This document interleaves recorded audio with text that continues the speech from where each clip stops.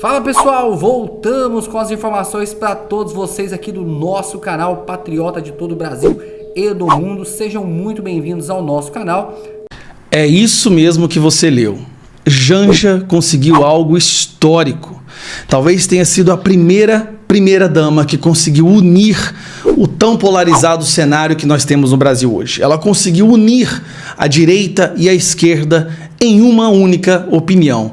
Nunca antes a direita e a esquerda concordaram de forma tão sincronizada, tão hegemônica sobre um assunto. E eu vou te mostrar. Primeiro eu quero agradecer, Janja, você conseguiu mostrar para o Brasil que é possível a esquerda e a direita caminharem juntos. Dá uma olhada nisso aqui. 30% aprovam e 40% desaprovam a atuação de Janja, né? A pesquisa foi feita no Poder Data e, meus amigos, quase metade desaprova a primeira-dama. Oh, meu Deus, como era bom quando era Michele Bolsonaro, né? Mas o que é interessante, eu vou mostrar para vocês. Vamos lá, vamos dar uma olhada aqui. Nós temos aí a desaprovação, a aprovação dela. E aqui, a distribuição, né, entre setores da sociedade, homens e mulheres. Vocês podem ver que homens e mulheres, a desaprovação é a mesma coisa nas duas, homens e mulheres. Na questão da idade, a maioria das pessoas que desaprovam ela são de 60 anos para mais, certo? Nas regiões, a região que mais desaprova a Janja é o norte, tá bom? Depois o centro-oeste, depois o nordeste, ou seja, a Janja no nordeste tem desaprovação de 48%. E aqui vai desaprovação de acordo com a escolaridade, de acordo com a renda familiar, tá? E de acordo com a religião. Curioso, os católicos desaprovam a Janja mais que os evangélicos. Mas a melhor parte, a parte que realmente... Essa parte eu falei, o que está acontecendo, meus irmãos? É essa daqui, ó. Isso aqui realmente estarrecedor. Aprovação da participação de Janja de acordo com o voto. Então olha isso daqui. Essa coluna vermelha é quem votou no Lula, tá bom? 49% das pessoas que votaram no Lula desaprovam a Janja. 49%. Enquanto dos que votaram no Bolsonaro, 44%. Resumindo, nós temos mais pessoas do Lula que não gostam da Janja do que dos eleitores do Bolsonaro. Enquanto a aprovação, a diferença é muito pouca. 32 para o Lula, 30 quem votou no Bolsonaro. Agora, nos que votaram no Lula, cara, a Janja hoje virou uma ferramenta da direita. A proximidade dela com o Lula é ruim para o Lula. Por que ela é tão rejeitada assim? Vamos relembrar. Quer reformar com dinheiro público, viaja o mundo inteiro com dinheiro público, samba em momentos da tragédia que está acontecendo no Brasil, usa o cavalo no telhado para tentar ganhar notoriedade e holofote no período de grande tragédia no Rio Grande do Sul, compra gravata de 1.000 euros para o Lula na Champs-Élysées, gasta milhões e milhões de dinheiro público. Lula ainda coloca essas viagens em sigilo, para piorar a situação, ainda coloca essas viagens todas dela em sigilo, onde ela gasta do nosso dinheiro, no cartão corporativo. Então, é a união. Isso que vocês estão vendo aqui, ó, é um dos poucos casos no Brasil recente onde você tem direita e a esquerda concordando com uma opinião. A opinião de que a Janja é a pior primeira-dama que o Brasil já teve. E aí vem a questão de conhecer, né? Quem conhece a Janja, quem não conhece? 44% conhece, já ouviu falar, 39% conhece bem e 17% não conhecem. Ou seja, ela é conhecida por 83% da população, apenas 17% não sabem quem é a Janja. Agora, todo mundo já sabe, a maioria esmagadora da população já sabem quem é a Janja. Aí vem a distribuição do nível de conhecimento dela, você pode printar aí se você quiser ver, e aí mostra como foi feita essa pesquisa. Mas, voltando aqui, obrigado, Janja. Você fez um trabalho excepcional. Mostrou que, dependendo da podridão e do quão incompetente é uma pessoa, há ainda a possibilidade da direita e a esquerda concordarem. A direita e a esquerda não concordavam com nada há muito tempo, até a senhora aparecer. Então isso é bom, que mostra sim que há a possibilidade de coexistirmos, né, direita e esquerda. Basta que a pessoa em comum, rejeitada, seja de alta rejeição, que as pessoas como que a esquerda e a direita... Agora, eu fiquei chocado que a maioria do Lula, cara. A maioria do povo que não gosta da Janja é o povo que votou no Lula. Rapaz, onde já se viu um trem desse? Que primeira dama mequetrefe essa que a gente tem. Mas em breve, se Deus quiser, Michele vai voltar a ser a nossa primeira dama. E aí a gente vai voltar a ter orgulho, né? Janja indo pra fora, falando nem português direito ela falava e tentou falar inglês. Só uma vergonha atrás da outra. Isso vai parar, pessoal. Isso vai acabar um dia. E é bom que a gente passe por isso para que seja uma lição. E nunca mais a gente coloque a esquerda novamente no poder. O candidato do PSOL, Guilherme Boulos, participou de uma entrevista hoje em UOL, Folha e Rede TV. Seria um debate entre ele e Ricardo Nunes, mas o prefeito cancelou a participação porque está envolvido em questões ligadas à chuva aqui em São Paulo. Teve uma reunião extraordinária com o governador Tarcísio de Freitas, e aí ele não participou. O Guilherme Boulos é quem acabou concedendo uma entrevista. A Defesa Civil emitiu alerta para novas chuvas nesse final de semana em São Paulo. A previsão mostra que o estado deve ser atingido por rajadas de vento de até 60 km por hora. E o candidato Guilherme Boulos se irritou após ser questionado no debate sobre a postura do governo Lula de sinalizar renovação do contrato com a Enel horas antes da chuva de sexta-feira. Quando questionado, Boulos disse que a renovação estava em pauta com a condição de que a empresa executasse investimentos, o que não aconteceu. Diante da pergunta, o candidato Guilherme Boulos atacou a imprensa. E aí, coronel, o que achou dessa participação do Boulos hoje na entrevista, da decisão do Nunes de não comparecer, de não ir a esse debate de hoje? Quero ouvi-lo, coronel. É sempre lamentável quando a população, o eleitor, não tem oportunidade de ouvir os candidatos, principalmente no segundo turno, quando você tem uma disputa mais direta. No entanto, uma das peculiaridades dessa questão da reeleição é que o gestor público, aquele que está de fato na administração e que não pode abrir mão dos seus compromissos, e até mesmo no momento de crise, nós passamos por algo muito semelhante aqui há poucos dias com o último furacão que assolou aqui a Flórida, e o governador da Flórida e cada um dos gestores dos distritos aí ligados à Defesa Civil, e aparentemente em São Paulo nós temos essa possibilidade. Então, há uma desculpa, eu creio que é uma justificativa, não tanto uma desculpa, é lamentável do ponto de vista do debate, da informação do eleitor, mas que é compreensível. Agora, o que me chamou a atenção foi justamente o fato da Enel ter entrado no debate e o próprio Boulos não conseguir respaldar a decisão do governo federal, ou seja, do próprio governo Lula, que podemos dizer que o representa, ou que pelo menos o patrocina aí em São Paulo. É importante a gente lembrar que o PT não tem candidato em São Paulo e teve que se valer de um candidato do PSOL. Também é importante a gente dizer que muito dinheiro foi colocado na campanha dele, haja vista que o próprio presidente Lula hoje não é um bom capital político, eleitoral, ou seja, não é alguém que subindo no palanque possa amealhar mais votos para o Boulos. Eu espero que o eleitor de São Paulo possa considerar não somente o debate, mas aquilo que cada um desses candidatos traz de passado. E eu, particularmente, acho que a essa altura do campeonato, todo mundo já sabe quem é o Boulos e o que representa a reeleição do prefeito em conexão com o governador do estado e com tudo aquilo que a gente já debateu no primeiro turno.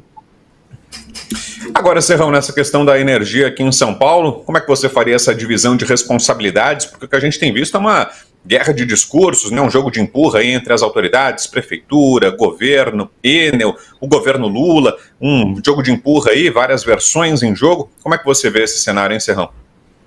Aí tem uma culpa objetiva da Enel. A Enel não tem um sistema que atenda a emergências, isso está muito claro. E precisa ter, deveria ter. Mas aí a gente vai lá no cálculo, no erro originário do modelo de privatização, que tinha que ter o quê? Mais empresas atuando, maior concorrência, empresas atuando em menor área de extensão. A Enel atua numa área gigantesca, não dá para dar conta quando acontece um problema. Então, esse é o fato objetivo. O nosso modelo de privatização, o modelo foi equivocado. É isso que tinha que estar sendo discutido. Agora, tirar a empresa, pau nela o tempo todo, agora é fácil encher de pancada a empresa. Agora, a outra que entrar no lugar dela vai atender, esse que é o problema, não vai atender também. Vai ser a mesma história se repetindo como farsa. né? Vamos roubar aqui a frase que Karl Marx roubou de Hegel, né? O Brasil é isso, é a piada pronta se repetindo e ficando cada vez mais sem graça. O fato objetivo é que a gente ficou sem luz. E quem está sem luz na campanha é Guilherme Boulos. Está perdidinho, tentou utilizar politicamente o fato do apagão, mas ele deu azar. O prefeito Ricardo Nunes tinha criticado duramente essa empresa lá atrás, no outro apagão. Então ele ficou com um crédito de reclamação. E o Boulos, enquanto o Boulos reclamava, o Ricardo Nunes cumpria o papel de prefeito na rua e usou isso até na propaganda eleitoral. Agora, isso pode ter afetado um pouco a imagem do prefeito? Pode ter afetado sim um pouco a imagem dele. Mas o que o Boulos ganhou com isso? Todas as pesquisas que aparecem aí indicam que o Boulos ganhou nada. Então a postura dele é inútil, improdutiva, é a crítica pela crítica, um cara que não está preparado, um cara que nunca administrou nada e que vai continuar sem se depender do saudável eleitorado de São Paulo no próximo segundo turno. Agora, deputado, impressionante também, né, como a esquerda insiste na tecla de uma agenda anticapitalista, contra privatizações. Esse caso mesmo da Enel já está sendo usado por muitos, pelo próprio Boulos, para criticar como um todo a agenda de privatizações, ignorando outros modelos bem-sucedidos. O caso dos trens, por exemplo, que aqui em São Paulo as linhas operadas pela iniciativa privada funcionam muito melhor do que aquelas do poder público, mas tudo isso é ignorado, né? Vai junto a água suja e o bebê, né, deputado? É isso. Olha, se há uma crítica com relação ao modelo de privatização, é quando você privatiza para tirar do monopólio público e transferir para o monopólio privado. E você, assim como mencionou o Serrão, você cria uma área de atendimento extremamente vasta e é impossível que você consiga numa área, qualquer empresa que tenha uma extensão tão grande, que não seja uma empresa franqueada, que é exatamente aí um modelo descentralizado, você não consegue entregar excelência em todos os pontos. Então é óbvio que o modelo está errado. Agora, o modelo de privatização que é importante, né, deixar a livre concorrência, a livre iniciativa fluir, um modelo competitivo que dá alternativas, opções, resguardos, salvaguardas para o consumidor e para o administrador público. Foi isso que foi contemplado quando a ANEEL assume o controle? Claro que não, é óbvio que não. Na minha opinião, todas essas agências centrais querem comandar, porque são enormes os contratos de atendimento de toda uma região riquíssima, como é aqui no sul-sudeste. Isso vale bilhões, e desses bilhões escorregas aí por entre os dedos algumas centenas de milhões. Então é isso que eu acho que é importante a gente pontuar aqui. Quanto maior for esses contratos com o poder público, mais preocupado eu fico, sobretudo considerando a desqualificação geral de quem eu vejo lá em Brasília comandando esses enormes contratos. É um absurdo. Como eu tenho mencionado, Brasília é oca. Brasília, se não tiver a cobrança da população, a cobrança do gestor público local, dos representantes locais, Brasília não funciona. Funciona lá para aquela entouragezinha daquele núcleozinho criminoso que está por lá, que aparelharam praticamente todas as agências reguladoras. Precisa acabar com essa agência reguladora. Isso foi criado lá pelo Fernando Henrique Cardoso, aproveitado pelos governos Lula e expandido até.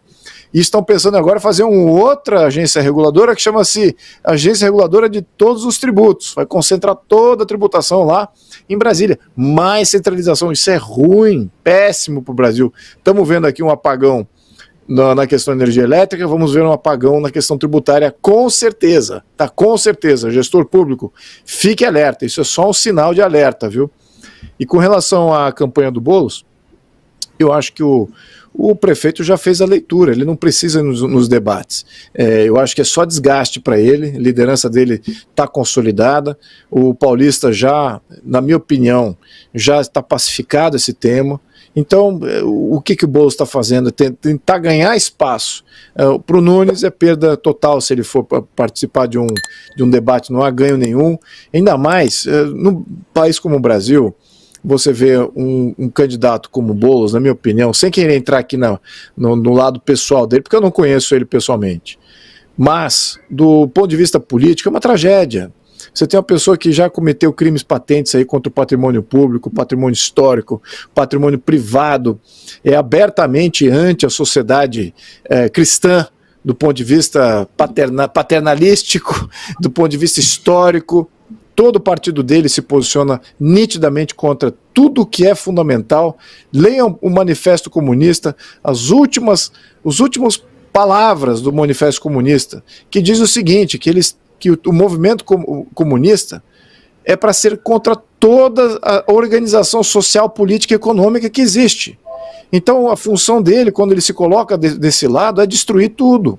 E ele já demonstrou, isso já tem precedente. Em qualquer país ele estaria preso, não candidato. E ainda mais na linha aí para querer comandar um dos maiores orçamentos da cidade, que deveria já se posicionar como uma cidade global importantíssima.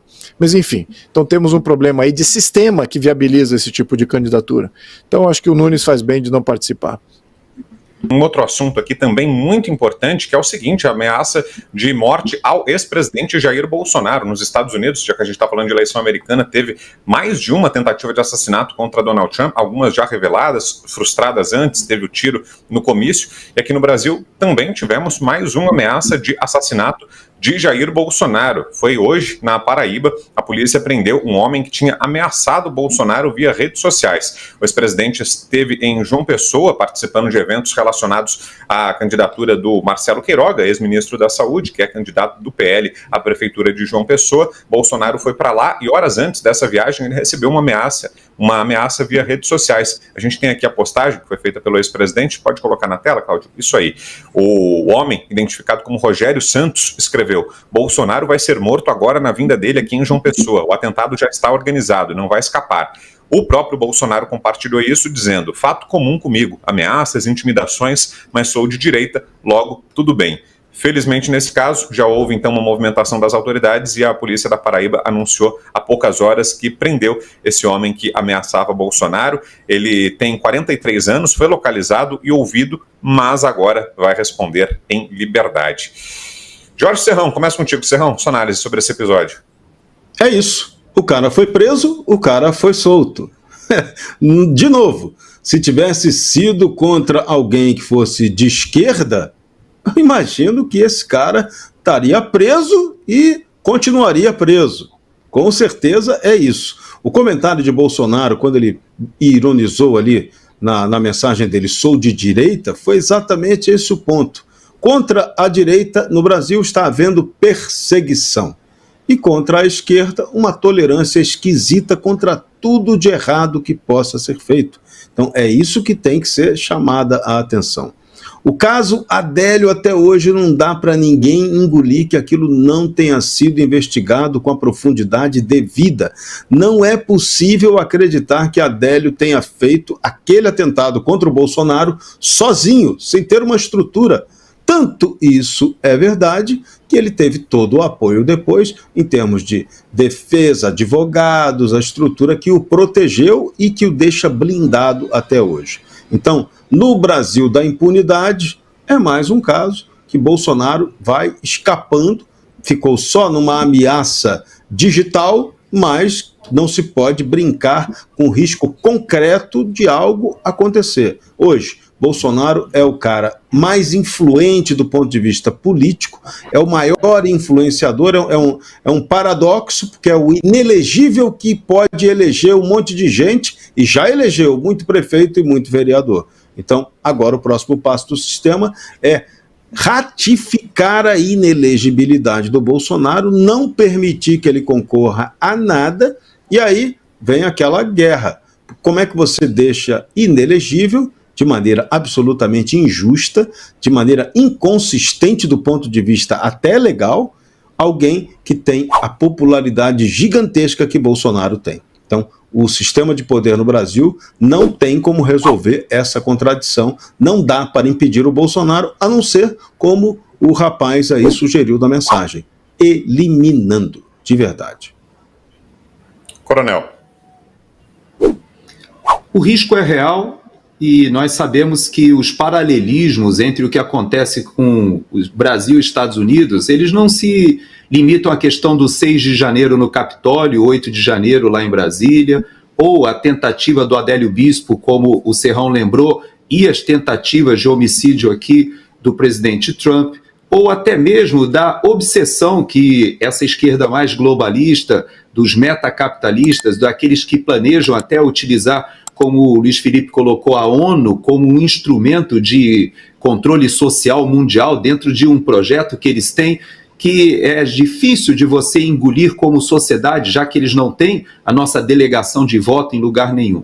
Tudo isso que acontece, a gente percebe que há muita conexão entre a liberdade que o próprio ministro Alexandre de Moraes tem de impor uma série de perseguições políticas que também ocorrem em muita similaridade com o que acontece aqui nos Estados Unidos. Veja que foi tentado tornar o presidente Trump inelegível. O presidente Bolsonaro foi tornado inelegível. Mas agora, o próprio presidente Bolsonaro, ele aposta nessas semelhanças, essa defasagem de 2 anos entre uma experiência de um país e outro, podendo, quem sabe, tornar-se novamente elegível, ou seja, partícipe do processo eleitoral de 2026. Ele acha que é possível, inclusive numa entrevista recente agora, ele disse que ele entende que é injusta essa situação, que ela é reversível e que se ele voltar ao processo eleitoral em 2026, ele vai de cabeça, porém, se isso não acontecer, ele entenderá que será o momento dele se retirar. Vamos ver se isso vai acontecer realmente. Ele foi honesto, pelo menos, de dizer que ele acha que ele não somente, como o Serrão disse, ele é um ótimo transferidor, né, do seu capital político para fazer eleitores decidirem pelo movimento conservador ou pela pegada ali do bolsonarismo, seja em prefeituras, estados, seja no Senado, seja nos deputados federais. É verdade. Mas ele acredita que sim, ele tem possibilidade de, se o presidente Trump for eleito agora no final do ano, daqui a 2 semanas aqui nos Estados Unidos, quem sabe ele também não volta em 26, né, Serrão? Então, vamos aguardar. Eu sei que os métodos e os paralelismos são evidentes. O que acontece aqui está acontecendo no Brasil, e aquele gap que a gente tinha antigamente, um delay, que o que acontecia fora do Brasil demorava a se reproduzir no Brasil, parece que agora em tempo real as coisas acontecem quase que simultaneamente. Diga, deputado, queremos ouvi-lo também sobre essas projeções para 2026 e essa preocupação constante com a segurança do ex-presidente Bolsonaro. E olha, a coragem do presidente Bolsonaro está expressa, porque os criminosos que ordenaram Adélio Bispo, aqui ninguém está convencido que o Adélio Bispo agiu sozinho, e os criminosos que ordenaram o crime estão aí por aí ainda, devem estar ainda no comando da máquina, se bobear, fazem parte do sistema, fazem parte da máquina. E mesmo assim o presidente continua em campanha, é a pessoa política mais popular do Brasil, não há nenhuma outra que chega perto. O poder que eu acho que ele tem hoje, na minha opinião, é maior até do que quando ele era presidente, em termos de prestígio e capacidade de fazer movimento, de fazer grandes mudanças, de eleger representantes. Eu acho que ele tem mais cacife político agora do que quando ele era presidente, na minha opinião. Exatamente porque ele não tem um mandato. Eu acho que temos que entender esse fator político que é importante. Uma vez que você tem mandato, você vira um receptor de cobranças. No minuto que você é uma pessoa que aglomera o carinho das pessoas, é isso que o presidente tem. Tá nítido. O carinho que as pessoas têm pelo Jair Bolsonaro ultrapassa qualquer decisão que ele fez, ou não decisão que ele fez, ou quem ele apoiou ou deixou de apoiar. Eles vão sempre gostar do presidente Bolsonaro. Está nítido isso, não importa. Então, isso é poder, na minha opinião. Tá? No meu dicionário, isso é o poder, um poder de influência, na minha opinião, até mais importante do que o poder político de fato. E a gente está vendo isso na obviedade do esvaziamento do governo atual, que tem o poder de fato, mas qual a influência, qual moral, qual capacidade de governo? Zero. Até as próprias equipes desqualificadas, corruptas, comunistas. Então, combinação de criminosos, desqualificados, corruptos. É isso que se junta a um governo que não tem a moral, não tem o momento, não está no seu momento. O atual governo está no seu fim de ciclo, já deveria ter acabado. E eles ainda comandam uma máquina que foi forjada por as premissas que já estão moribundas também. O Brasil ele continua nessa toada porque ele ainda não entrou na discussão política, social e econômica do mundo. O país está isolado, como sempre foi, durante toda a República. O país viveu isolado politicamente. Nossos sistemas políticos são arcaicos, as nossas discussões e ideologias são arcaicas, os nossos sistemas e instituições são arcaicos, os nossos políticos são arcaicos, a nossa economia é fechada, não é dinâmica. Nós só melhoramos o nosso padrão de vida quando a gente importa o que os outros desenvolveram. Nós só avançamos quando nós importamos o que os outros já inovaram. É isso que é o grande absurdo de não percepção disso. Então, o que nós temos na mão?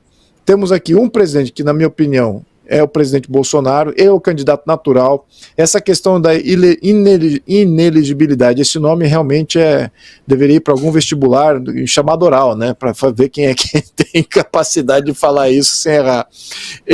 A ineligibilidade dele é uma grande injustiça, é tão patente a injustiça da ineligibilidade quanto é da não investigação do crime que quase o matou ali durante a sua campanha.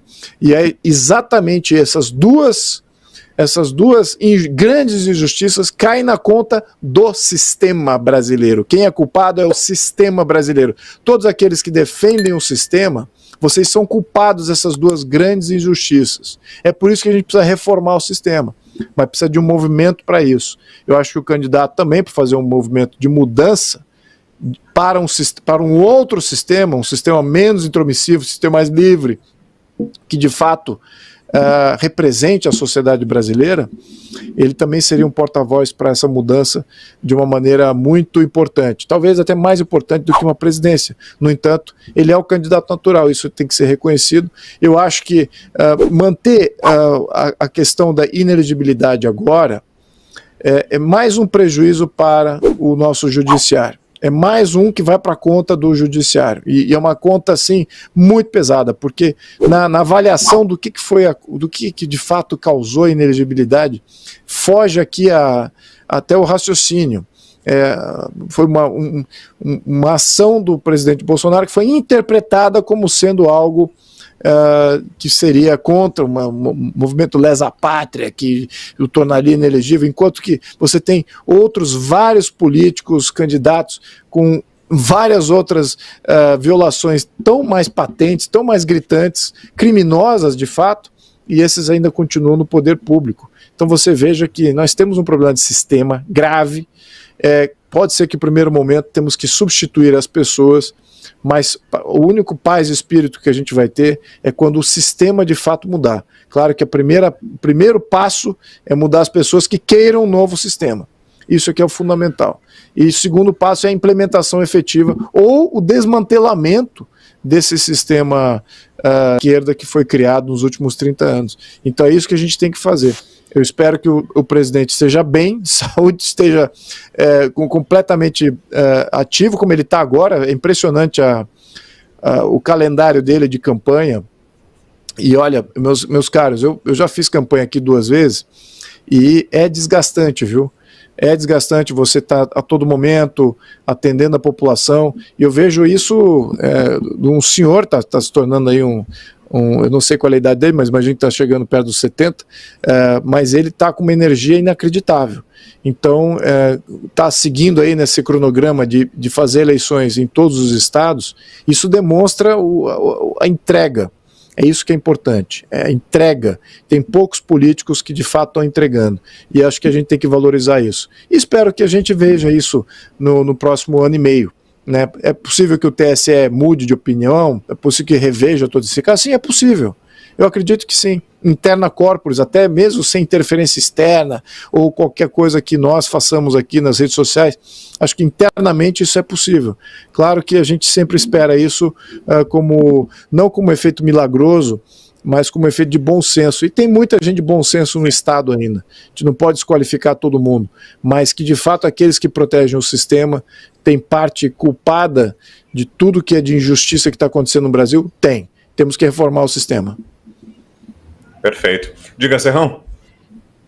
Se você tem previsão de temporal para São Paulo no fim de semana, você tem no modelo juristocrático Tupiniquim a previsão de um furacão pior que o Milton. E a ideia juristocrática é exatamente fazer o quê? Culpar Jair Bolsonaro pelo 8 de janeiro.